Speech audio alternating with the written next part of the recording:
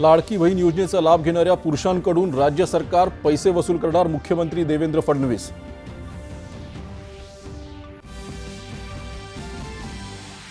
शेतकरी कर्जमाफी संदर्भात आज मंत्रिमंडळाच्या बैठकीत निर्णय घेतला जाईल, मात्र विधान परिषदेच्या निवडणुकीनंतरच त्याबद्दल घोषणा करण्यात येईल. मुख्यमंत्री.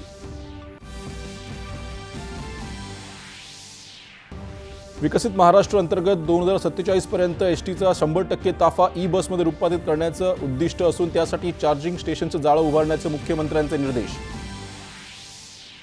राष्ट्रपतींनी सर्वोच्च न्यायालयात नियुक्ती केलेल्या 5 नवीन न्यायाधीशांचा शपथविधी संपन्न. सरन्यायाधीश सूर्यकांत यांनी दिली पदाची शपथ.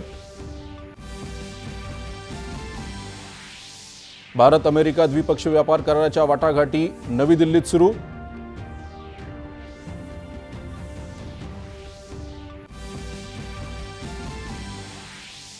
सीबीएसईनं 12वीच्या विद्यार्थ्यांच्या गुणांच्या पडताळणी आणि पुनर्मूल्यांकनासाठी संकेतस्थळ केलं कार्यान्वित. 6 जूनपर्यंत विद्यार्थ्यांना अर्ज करता येणार. जलक्षेत्रात कार्यरत स्टार्टअपला पाठबळ देण्यासाठी 200 कोटी रुपये खर्च करून महाजल अभियान चालवलं जाणार. केंद्रीय राज्यमंत्री डॉक्टर जितेंद्र सिंग यांची घोषणा.